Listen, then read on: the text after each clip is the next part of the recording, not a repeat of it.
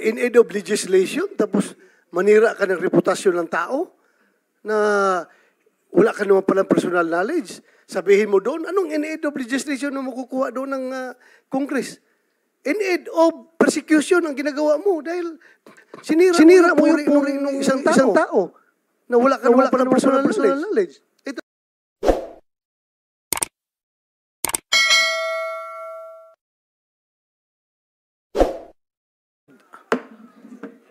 So, we thank the remaining resource persons or witnesses. So, whose turn?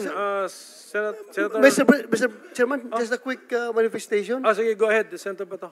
May I move that Colonel Grijaldo be recommended to the Mother Committee to be under witness protection program because he might be very vulnerable to counter attacks from this congressman na sinabi niya. So baka pwede lang Mr. Chairman. Sige, we will have to study well the situation of Colonel Grijaldo. So we will refer it. We'll communicate with the Mother Committee. Active service pa po kayo, right, sir? Yes, sir. How many more years? I still have 4 years, sir. Okay, sige. I'll pag-isipan natin yan how an active police officer will be under WPP. But siguro you're not after the physical protection, but you're after some benefits, some other benefits like immunity from so. Okay, I understand. Because I think the committee can grant that Yes, I understand. immunity, Okay, we will. immunity clause.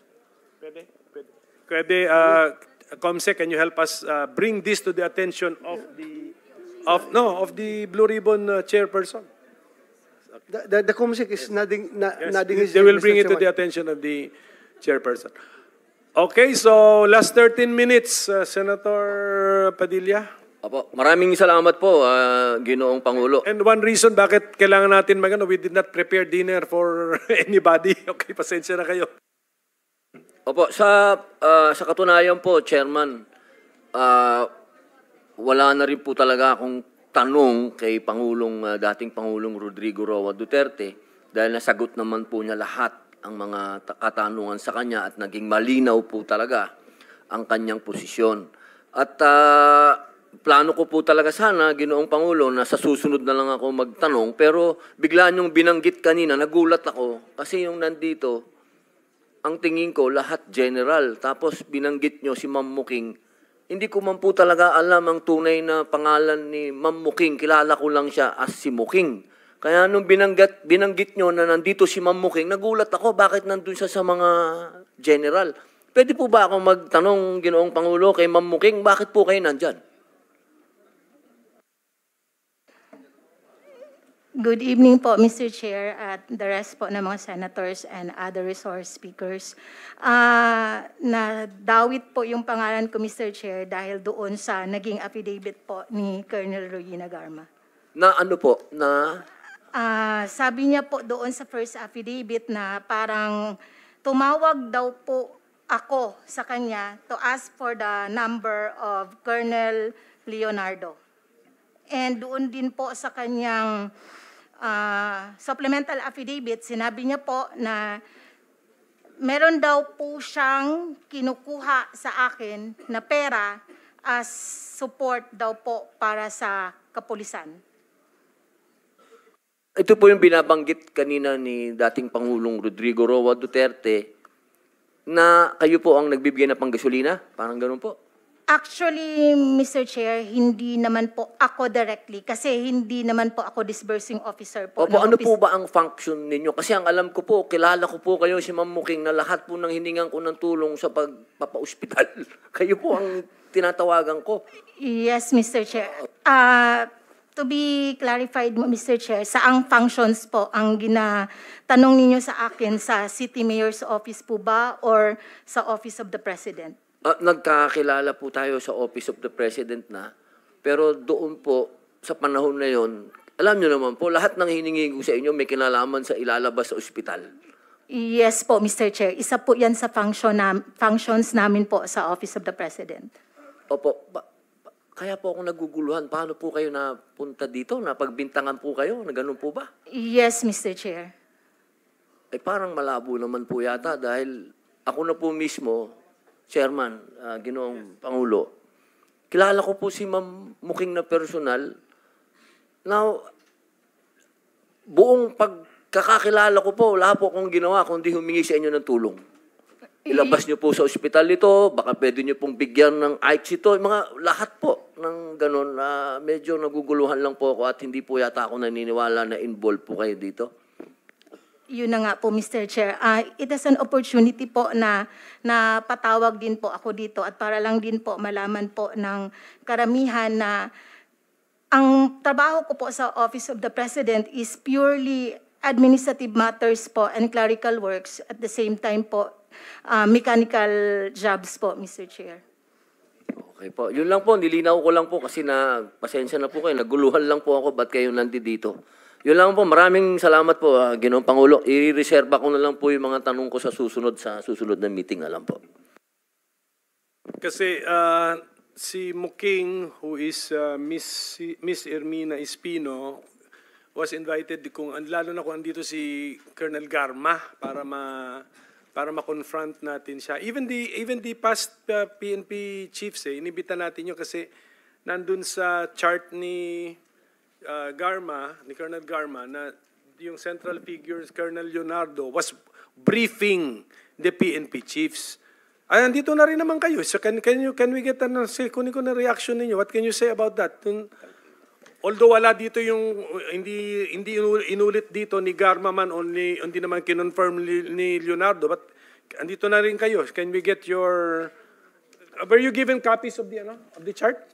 Hindi. Bigyan natin sila. We saw it on TV, Opo. Mr. Chair. Ito lang po yun. Gusto ko lang, kasi parang ang part ng trabaho ni Edelberto Leonardo, briefed incoming chief PNP, etc. So, yun, being those PNP chief, can you comment or react to this allegation? Yes, thank you very much, Mr. Chair.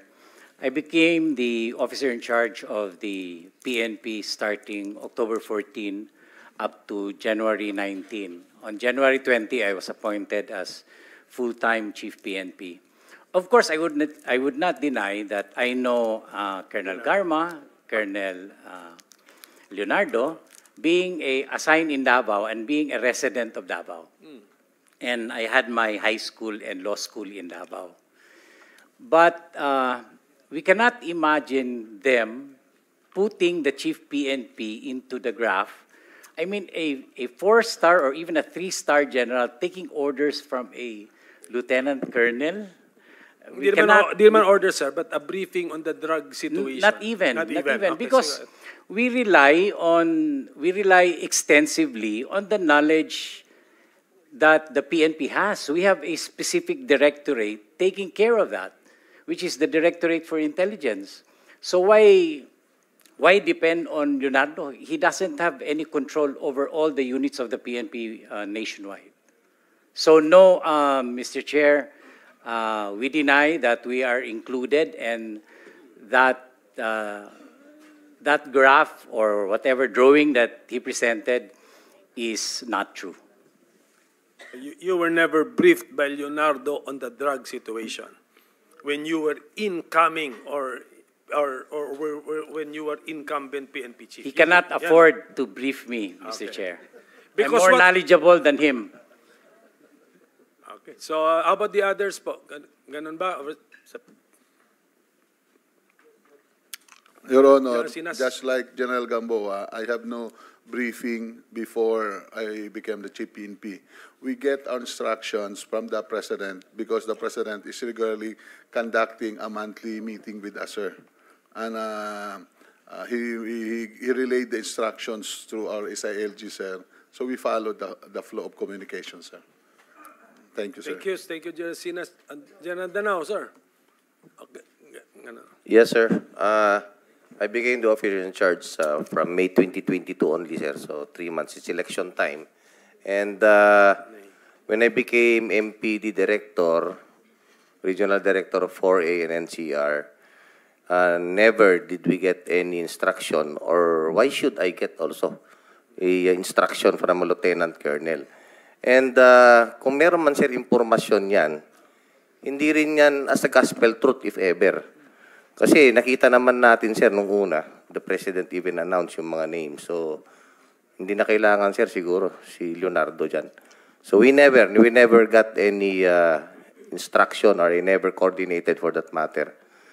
It was also at the time when I became RD of 4A and NCR, pandemic, sir, nung una. Sarado nga, sir, yung mall, nung panahon na yun. That's all, sir. Thank you. Mr. Chairman, I am included. You're the because I am fourth. also- You're I am the also- fourth chief Yeah. PNP. Mr. Chairman, I just would like to make my wonder. I really wonder why.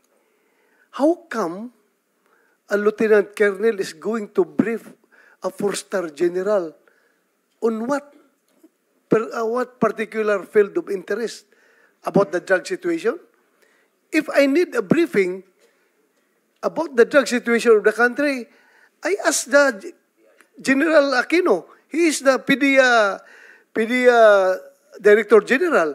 I ask the Director for Intelligence because alam niya yung pangyayari sa Pilipinas. Or I may ask General Ferro, my anti-illegal, my drug enforcement unit chief.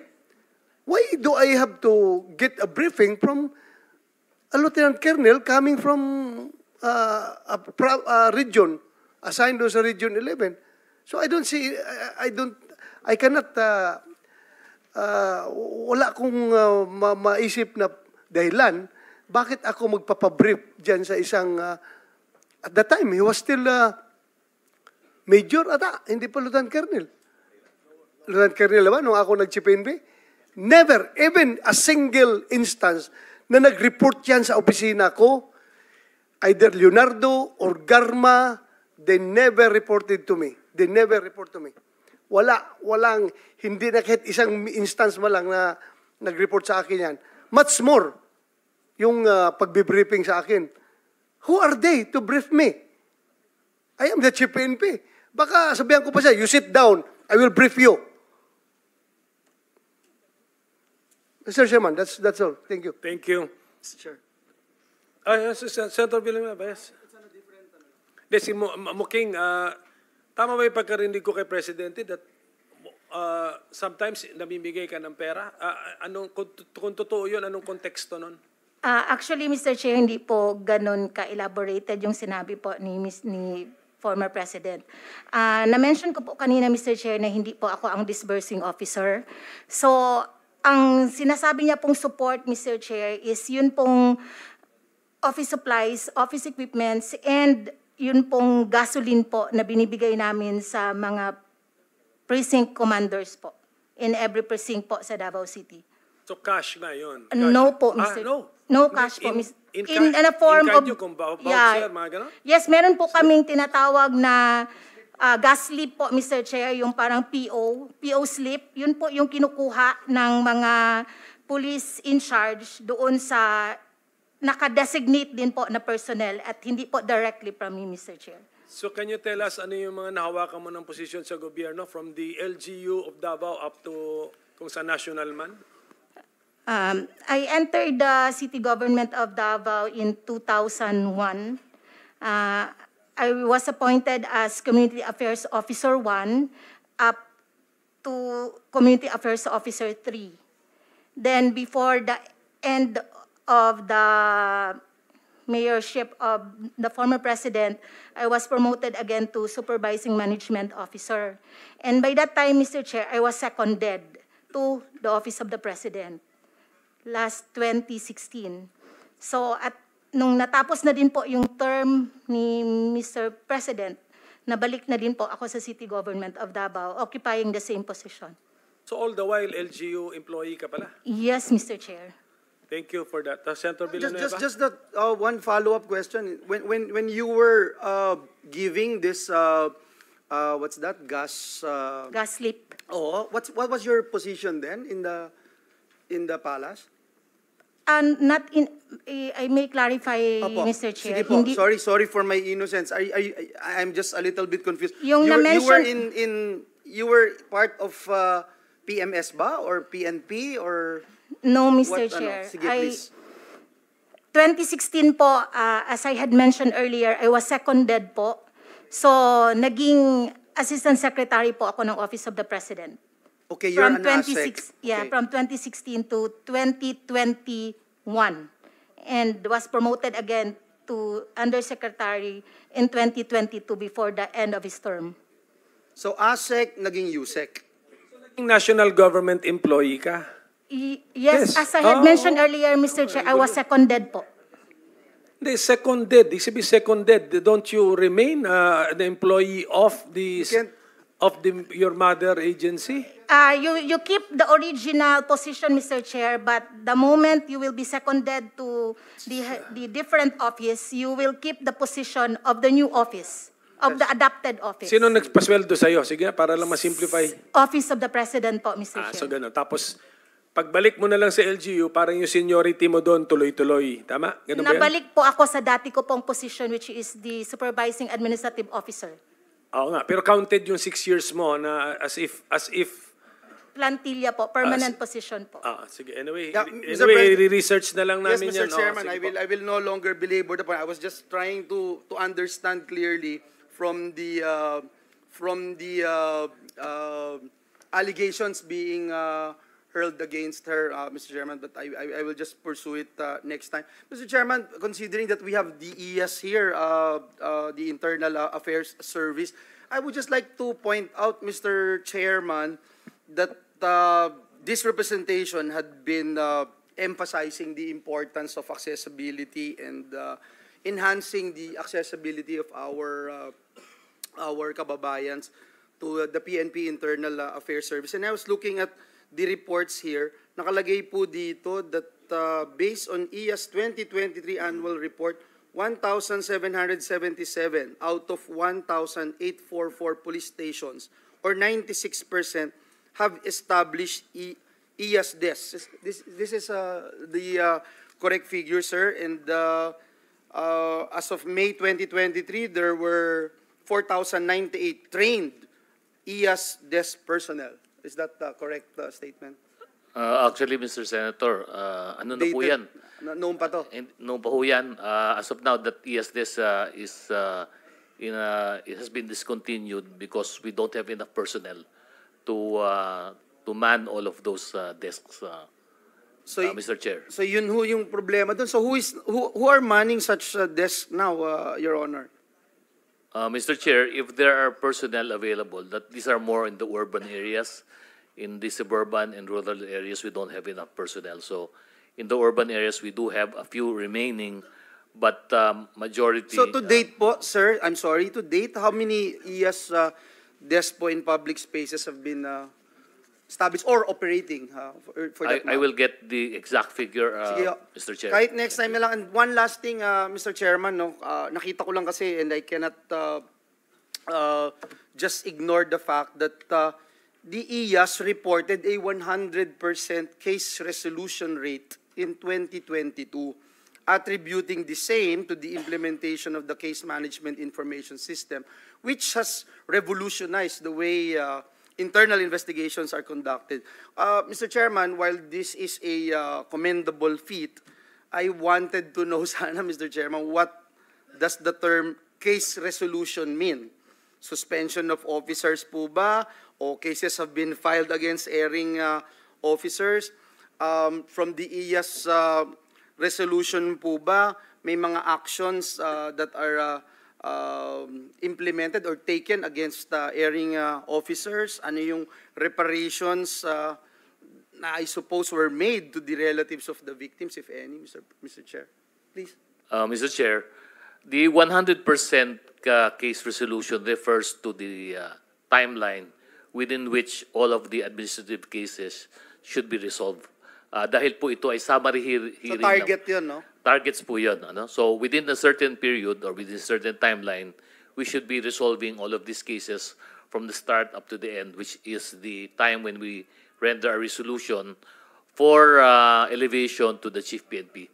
Because our decisions in EAS is only recommendatory, Mr. Chair.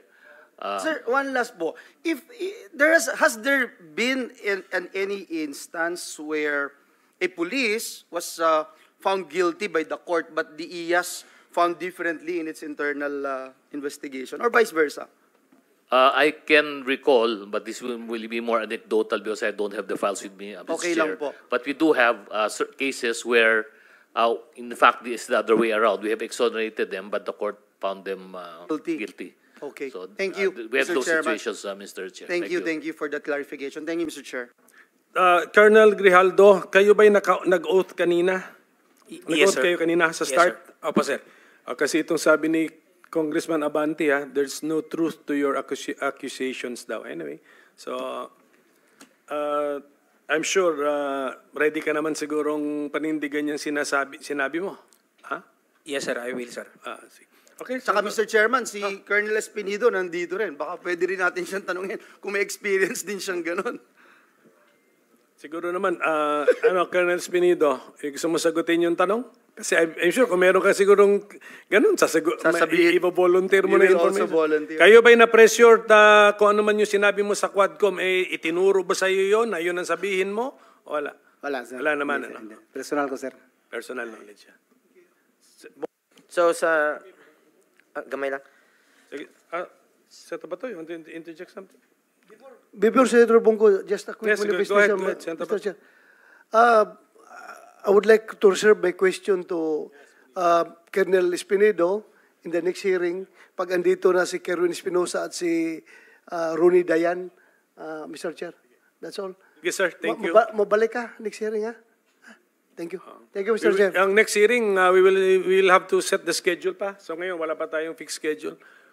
Babalik po kayo lahat, pero except siguro mga PNP chiefs, unless you want to confront, unless panindigan ngayon yung chart, ano namin kayo, tawagin namin ulit kayo. Sige. Mr. Chair, kapag andyan kasi sila, Mr. Chair, hindi aalis si President Duterte. Kaya kasi sila palagi tinuturo. Nandito sila, nandito. Kaya hindi na natin ibitahin to sila ulit para mabilis umalis si President Duterte.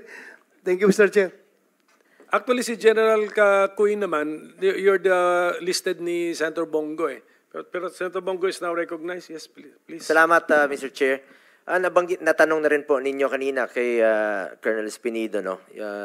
May few questions lang po. You prepared an affidavit, no? And submitted it to the Quadcom. Ikaw ba mismo ang nag-prepare nito? Ang nag-draft, Your Honor, Mr. Chair, ako. Tapos, pinapaprint ko na lang sa pro bono na bugad na counsel ko, si Attorney Fernandez. At nabanggit mo sa affidavit mo na ang Pogo money po ang ginagamit sa war on drugs. Tama ba ito? According to late Mayor Navarro, Your Honor, Mr. Chair. But personal knowledge, I have... so, hearsay po ito? Hearsay? Yes, Mr. Chair. Kailan at hindi pa uso yung Pogo nung panahon yun? Hindi pa nga natin alam yun eh. Hindi natin narinig. At kailan at anong taon ito nangyari, Colonel Espinido? For me, Your Honor, Mr. Chair, I've heard the Pogo, 2007 pa siguro nga may illegal gambling na. No? Pero sa what I've said, mention ni late Mayor Navarro, right after na kung matandaan mo, Mr. Chair, Your Honor, na nagtawag ka na cleared na si Navarro kasi nagpunta siya sa inyo na parang nagsasabi siya na hinanap ko siya, target ko siya, when in fact ako ang chief of police at the time sa Uzamis. Wala akong pakialam sa Clarin. So, focus ako sa Uzamis. But then, dumating din yung punto na parang nagpakialam ako sa ibang lugar na hindi naman totoo. So, ang pagpunta niya doon sa office ko, kausapin ako na inutusan mo raw na para maklear talaga siya, hindi na siya matakot sa akin. Na since, isa din, Your Honor, Mr. Chair, na tawagan ko naman lang, sabihan ko naman lang siya na ikaw kasali, or tinakot ba? So, mag-clear siya para magkausap kami na welcome man siya magpunta sa Uzamis. Wala man siyang problema din. So yun ang pag-usap namin at the time. So base sa matagal na yun, ano? Base Yes. sa assessment mo, okay na siya, cleared na siya. Yun ang nag-usap kayo. Hindi ko rin alam, Your Honor, Mr. Chair, kasi wala man akong list na paano din i-cleared siya kung sakali nasali din siya. So ang katanungan natin dito is sa recollection mo, sa maalala mo, no?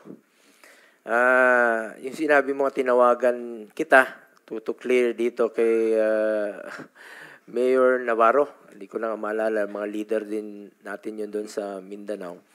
Ang tanong ko lang naman sa iyo, Spini, bakit kailangan siyang magpa-clear sa iyo nung panahong yon?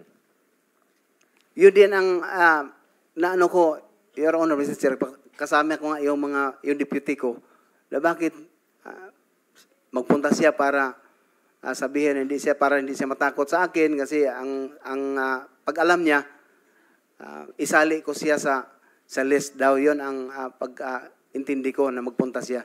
Kaya pinapunta siya from your end na hindi ako kasali sa watch list.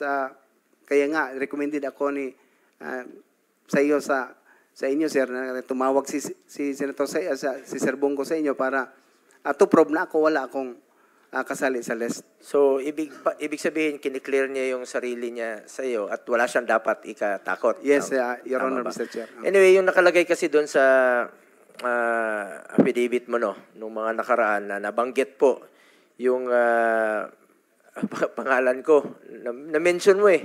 Yes. Na may nagtanong sa iyo doon. Kaya gusto ko lang po i-klaro. Narinig mo naman po kanina. Wala naman tayong partisipasyon dyan sa war on drugs. Sa pagkaalam mo at gusto ko lang pong tanungin ka muli dito harap-harapan. Meron ba akong direct or indirect participation dito sa sinasabi mo? Nung magsalita ako sa Quad Committee, Your Honor, Mr. Chair, sinabi ko na yon na personal knowledge wala ako. Yun lang ang statement doon sa affidavit na ganun lang ang narinig ko. But personal knowledge to you kung ano ang sitwasyon na ikaw about for that matter sa Squadcom na pinag-usapan, wala akong personal knowledge sa inyo, Mr. Chair, Your Honor. Yun lang, gusto ko lang maklaro. So, purely hearsay yung sinasabi mo. Sa narinig mo lang. Yes, Mr. Chair, Your Honor. Yun lang po. Gusto ko lang iklaro. Kasi medyo iba yung narinig natin doon. Nabanggit mo na ngayon na wala kang personal knowledge. Yes or no? Yes, Mr. Chair, Your Honor. Stated sa affidavit ko dun at yung natandaan ko na true kay late Mayor Navarro. Pero sa inyo, as I've said, personal knowledge, Your Honor, wala. Okay. Salamat. Sa IAS, no? Sa kay bagong IAS natin. Dito pa ba? Si Attorney Dulay, dati po siyang USEC, no? From alam niyo nung mga unang taon ng pamumuno ni dating Pangulong Duterte, galit na galit siya dito sa Ninja Cups. Dahil armado po ito, bagamat dinoble na natin yung sweldo ng mga pulis noong 2018, effective 2018, para magtrabaho talaga sila. Nandiyan dyan pa rin yung mga tinatawag na Ninja Cups. Ano na ho ba ang status sa mga kaso nila? Ilan na ho bang naparusahan? Dahil maalala ko noon, naging usapan yan dito sa Senado. Nagkaroon po ng hearing for ilang linggo po, no? Or buwan. Umabot po ng buwan ang hearing yan dito sa Senado. At kung matatandaan natin, naimbestigahan ito sa Senado. Naimbestigahan po ito sa Senado noong 2019 kasi ito nga yung rason na galit si PRRD sa Ninja Cups. Dinoble na niya ang sweldo, nagloloko pa rin, pumapatay. Deadly po itong mga Ninja Cups. Involved po sa sindikato, involved po sa droga. Sabi nga ni Pangulong Duterte noon, wala siyang inutos pumatay ng inosente. Galit siya at gusto niyang, sinabi niya kanina, wala siyang inutos pumatay ng inosente, galit siya at ang gusto niyang tugisin ay ang itong mga Ninja Cups na ito. Kaya ako tinatanong ito dahil kumakalat po sa SOCMED, no, sa social media, ang splice video where I was quoted that I said a reward system on war on drugs. Hindi po war on drugs yun. Kung papanoorin niyo po ang full video, hindi ko po tinutukoy ang reward system sa war on drugs dito. Tungkol yan sa pagtugis sa Ninja Cups. It was after a Senate investigation on Ninja Cups wherein the Senate and PRRD were reconciling the list of alleged Ninja Cups. Yun ang tinutukoy ko doon. I was merely quoting the former president in his desire to arrest and put an end to these Ninja Cups since I was asked by the media kung anong sinasabi po ni PRD noon. Lahat naman ng media, paglabas ko rito, anong sinabi ni Pangulong Duterte at sinasabi ko naman, I am not authorized to speak in his behalf. No? Hindi ko naman pwedeng sagutin yan dahil senador na po ako noong 2019. At patuloy pa rin sila nagtatanong, kaya na-quote ko lang po si dating Pangulong Duterte. Usapin po ang tinutukoy sa interview sa akin noong 2019 ay ang pagtugis po ng mga Ninja Cups na nang-abuso sa kanilang kapangyarihan, pumapatay at nakikipagsabuatan sa mga drug lords. Yun po ang tinutukoy ko sa interview based sa binanggit ni Pangulong Rodrigo Duterte noon. Tinatakot niya po ang Ninja Cups at kung pakikinggan niyo po muli ang sinabi niya at sinabi ko, inulit ko lang po yung tinanong sa akin ng media sa Senado. Hindi po ito tungkol at wala po itong kinalaman sa walang basihang paratang ngayon na di umano'y reward system kapalit ang buhay ng sinuman noong panahon ng war on drugs ng Duterte administration. Tulad din naman po ng sinabi ni PRD noon sa kapulisan, gampanan po nila ang kanilang tungkulin, proteksyonan ng buhay at kapakanan ng mga inosente sa paraang naayon po sa batas. This also goes to show that PRRD did not tolerate any abuse of power from the police. His statement somehow prevented abuses to happen by stating a stern warning that anyone who goes beyond his duty will be punished. His strong stance against criminality out of pure love for the country is why he is loved by many. Banggit po kanina ni Senator Bato, iba po yung pantakot intimidation.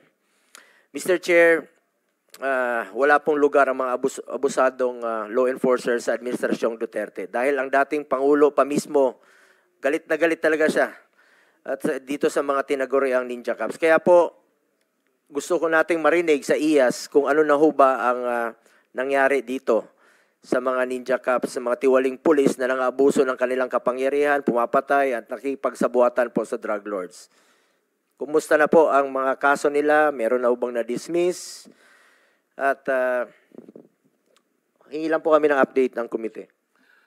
Mr. Chair, yung pong sa Ninja Cups, sa akin pong pagkaalala, ito po ay resolution lang po ito bago po ako nag-assume ng aking opisina. Hindi ko lang po hawak ngayon, Mr. Chair, yung details po noong kaso na yun. Ngunit ako po ay handang magsabit po sa committee na to nung update po doon sa mga kaso po na yun. Sige po, pwedeng paki-submit na lang po sa committee. Opo, Mr. Chair. Sa ngayon ba, meron pang mga Ninja Cups? Hindi ko po masasabing Ninja Cups po, pero tuloy naman po ang pagtugis po namin doon po sa IAS, lalo po doon sa mga nai-involve po na ating mga kapulisan, doon sa mga may pagputok po, paggamit ng baril, pag may namatay po. Tuloy-tuloy naman po yung aming pag-imbestiga po sa mga motu proprio cases po natin, Mr. Chair. Salamat, Attorney Dulay. Balikan ko lang po si Colonel Espinido. Colonel Espinido, to clarify, no, sinabi mo na tumawag ako to clear Mayor Navarro. I merely relate to you for you to do your job regarding his implication to drugs. Ganun naman nun. Daming mga mayors na lumalapit sa amin. Hindi ko na po mapangalanan. Maraming lumalapit na mga incumbent mayors na nababalita raw yung pangalan nila sa droga. So hindi naman po ako ang validating, hindi ko naman po trabaho 'yan. So pinapasa ko po sa inyo to validate. Hindi lang po sa inyo, even sa DILG kay Secretary Anyo noon, even sa ating mga Chief PNP pag may lumalapit na mga mayors, not only sa Mindanao, even in Luzon, medyo naawa na nga kami dahil nagmamakaawa na gusto niya i-clear yung sarili niya. Pero hindi, sabi namin, hindi po dito sa amin, hindi po kay Presidente. Meron pong ahensya niyan, ang DILG, ang PNP, ang PIDEA, to validate. So, ni-refer ko lang po ito siguro sa inyo. Isa po sa mga na-refer ko po sa inyo. I did not tell you to clear him. Wala naman po akong alam o mandato o katungkulan dyan sa pag-clear. Kayo pong nakakaalam, trabaho nyo po yan bilang police dun sa area ninyo. Tama ba, Colonel Espinido? Yes, Your Honor, Mr. Chair. That's why I understand for that reason, pinapaintindi ko siya nang pumunta siya sa akin na ganun, wala akong alam kasi dito lang ako sa Uzamis at saka hindi ko din papil yung magsali sa kung ano ang validation sa watch list. So talagang inano ko sa kanya, hindi ko kasali or alam kung ano ang record mo, Mayor. Pero ang sa kanya to clarify also na baka may intention ako or may alam ako sa pangalan niya. So that's only the way na ang pag-uusap namin, Your Honor, Mr. Chair. So, klaro po. At kung wala kang personal knowledge tungkol sa akin, dun sa affidavit mo, bakit mo sinama yung pangalan ko at bakit nasingit yung pangalan ko? May pumilit ba sa'yo? Remember, you are under oath po, no? May nagpapirma ba sa inyo na isama yung pangalan ko since wala ka namang personal knowledge sa akin? That's why ang personal knowledge, Your Honor, yung tanungin ako, nagsabi ako na wala akong personal knowledge sa inyo about sa for that matter, no, na masabi natin na napag-usapan. True lang kay Mayor, late Mayor Navarro. May nagsabi sa iyo na isingit yung pangalan ko kung since wala ka namang personal knowledge. Bakit nasingit? Wala naman siguro. Sigurado Mr. Chair, ka? You're under oath. Kasi sa affidavit, although marami-rami yon ang paragraph. Meron bang nagpahabol sa iyo na isingit yung pangalan ko? Yes or no lang naman? Wala naman, Your Honor, Mr. Chair. Sigurado ka? Yes. Yun talaga ang ginawa mo na affidavit, original affidavit? Yun naman ang original sa akin, Your Honor, Mr. Chair, yung ginawa ko. Kasi nagpunta ako doon para pag-testify, nagawa na ako ng affidavit ko. Pero wala kang personal knowledge naman tungkol sa akin? I attest to that, Your Honor, kasi number one, kilala kita. Pagkatapos sa tanong naman doon sa Quadcom, sinabi ko din na I have no personal knowledge about sa sinabi na ni late Mayor Navarro. Bakit mo sinama yung pangalan ko sa affidavit? I'm just only relating for the message, the word came from Mayor na pinupunta ko dito. Pagkatapos stated man doon na, Your Honor, Mr. Chair, bakit nasali, no? Nag-explain siya na pinapunta ko ni Sir Bong para maklear ang pangalan ko. In fact, mayroon nga ako ngayon, ang dala ko ngayon yung sa Lasto ba? Basta ganun sa illegal gambling ang hinawakan niya. Siya ang kasi na pag-usapan yon, Your Honor, Mr. Chair. Kasi ako lang ang hipi ng Miss Oak na hindi tumatanggap ng yung sa gambling, no, yung may monthly na ibinigay. So, nagtanong siya bakit hindi ako magtanggap. Alam mo naman yun ang binigay ngayon. Hindi ko lang yun na Lasto. Basta parang inano na ngayon, Your Honor, Mr. Chair. So, yun ang pag-usapan na ang pakay niya, di na ma-inform ako na pinahintulutan naman, legal naman yung sa gambling na ibinigay sa mga polis. Turo sa inyo ang sabi ni Sir Bongo. So, yun lang, parang nag-relate lang ako sa napakinggan ko siya at the time na nagawa ko ng affidavit. Your Honor, Mr. Chair. So, you're putting on record, you included here in your affidavit? Yes, at saka sinagot ko din sa mga member ng Quadcom, Your Honor, Mr. Chair, na ganun lang, napakinggan ko lang yung kay Mayor Navarro. So, purely hearsay. Para nga makasunod din po kami, anong affidavit po yan? Anong date? Meron silang affidavit na in-issue. Wala ka rin hawak na affidavit? Wala akong... Can you, ano yung affidavit mo? Anong date? Yung pinag-uusapan ninyo ni Senator Bongo? Ano? Wala ka rin kopya ang dala ngayon, sir? Na-submit Wala. po. Sige, okay. Na-submit. Just inform us sa next hearing. Yes. Sige.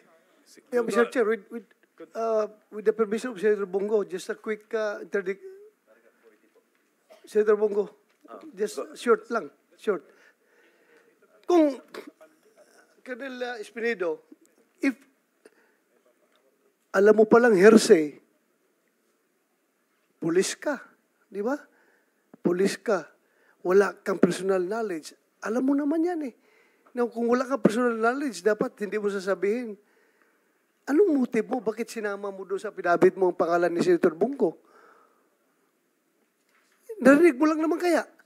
Tapos wala kang personal knowledge. Anong purpose mo doon? Bakit mo sinabit yung pangalan niya? Can I answer? Yeah, go ahead. Your Honor, Mr. Chair, what did the Quadcom committee happen is to legislate aid of legislation. So that is not really the proper court that we file a case, and I must have probable cause to refer to the court that indeed person was also involved in that illegal or whatsoever. So yung sinabi ko lang dyan as aid of legislation to give them an information na yun ang nangyari talaga. No? In aid of legislation, tapos manira ka ng reputasyon ng tao na wala ka naman palang personal knowledge. Sabihin mo doon, anong in aid of legislation na makukuha doon ng Congress? In aid of persecution ang ginagawa mo dahil sinira mo yung isang tao na wala ka naman palang personal knowledge. Ito, madagdag ko lang, with the permission of Senator Bongo.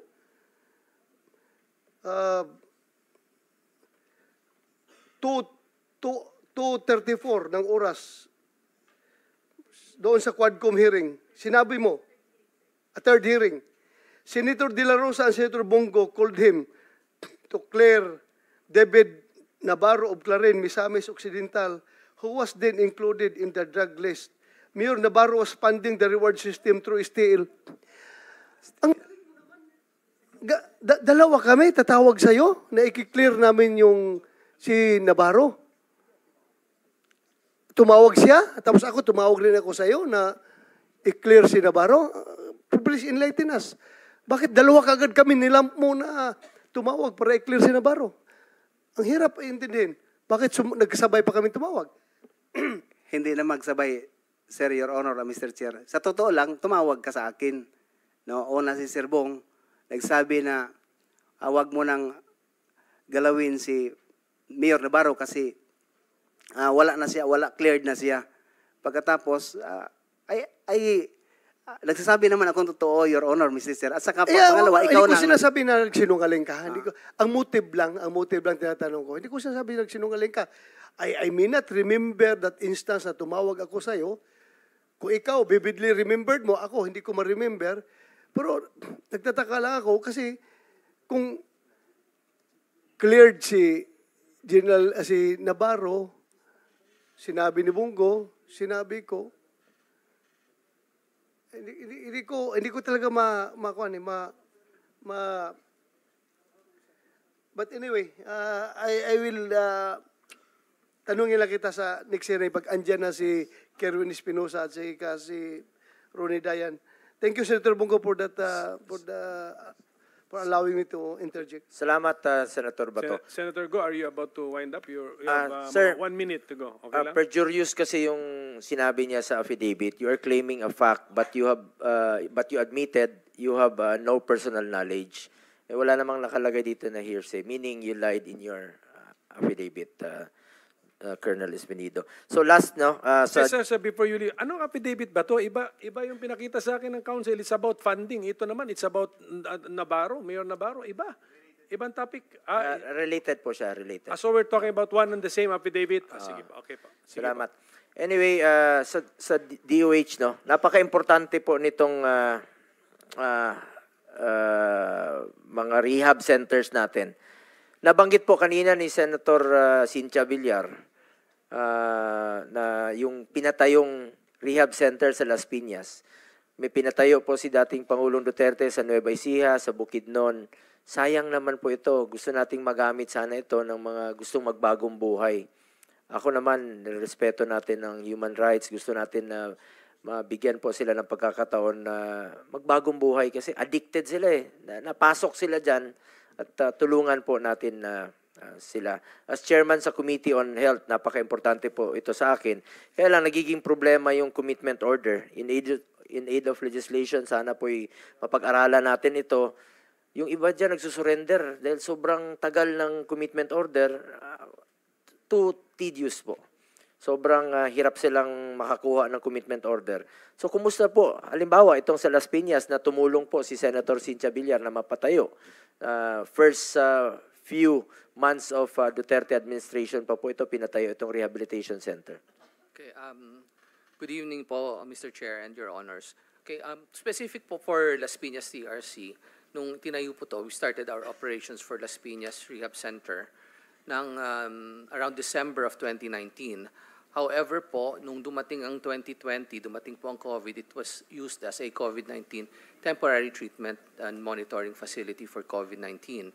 We resumed operations as a rehabilitation center for that facility noong 2022, and it's now operating at 50% of its capacity, which is 50. The reason for that is medyo kailangan pang i-enhance yung ating facility, and also the need for a higher level of budget po for that. As far as the other facilities are concerned po, Malaybalay and also Mega, they're fully functional naman po. Siguro sa Mega TRC, which is in Nueva Ecija, medyo naparami lang talaga natin ang capacity niya. But it's fully functional, same with Malaybalay TRC. Now on the aspect, yes sir. Meron na ho nag-graduate sa mga... Yes po. Ilan na ho? Hindi ko po alam ang numbers, but I can submit it to the Please, committee. writing na lang, pakisubmit na lang po sa committee. Yes po. Thank you, Senator. One more po. Doc, sige. Yung 7 tungkol hours ka sa- na rito, so you really have to... Yes, sir. Yung Sige. tungkol naman po sa difficulty in admissions, part po talaga ng RA 9165 na kailangan kumuha ng court order. Opo, so that's part of 9165. Now, if I may continue, sir, for So, ang DDB po came up with the TCO, the temporary confinement order, which is something that we will use to enhance, to make it easier for them. Likewise po, only a small percentage of our persons with substance use disorders need to be admitted in a rehabilitation center. So bago po natin sila i-admit ang isang drug user, i-assess po natin ng mabuti, see the level of severity ng kanyang addiction, mild, moderate, or severe, and then we push them to the appropriate rehabilitation program. With that po, with that method po, what we are seeing right now is there are more cases being seen sa community-based programs natin at saka sa outpatient programs.